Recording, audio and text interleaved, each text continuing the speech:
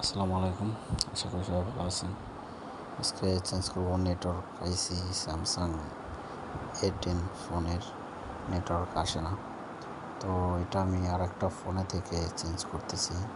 Samsung এর একই মডেলের ফোন, আমার কাছে নতুন আইসি নাই, তো সেই কারণে আর একটা ফোন থেকে উঠিয়ে লাগাবো নেটওয়ার্ক আইসিটা। দেখেন, আশা করি আপনারা উপকৃত হবেন।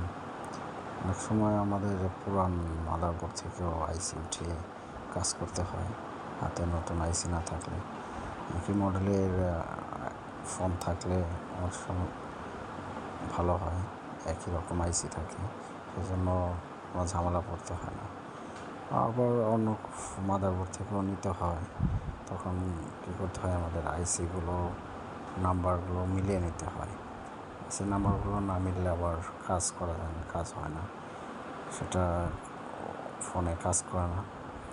তো আমার কাছে একই মডেলের আইসি, একই মডেলের ফোন আছে, সে কারণে ওই মোবাইল থেকে আইসিটা উঠে এখন চেঞ্জ করবো। আর নেটওয়ার্ক আইসিগুলো খুব সাবধানে লাগাতে হয়। এখনকার যে নেটওয়ার্ক আইসিগুলো একটু হিট বেশি হলেই আইসিগুলো নষ্ট হয়ে যায়, খুবই সাবধানতার সাথে উঠিয়ে লাগাতে হয় আইসিগুলো। হিট বেশি হলে আবার কাজ করতে চায় না, কাজ করে না, অন্য ফোনে আইসিগুলো নষ্ট হয়ে যায়। তো আশা করি উপকৃত হবেন কাজগুলো দেখলে। দেখেন, আমাদের আইসিটা লাগানো হয়ে গেছে ইনশাল্লাহ।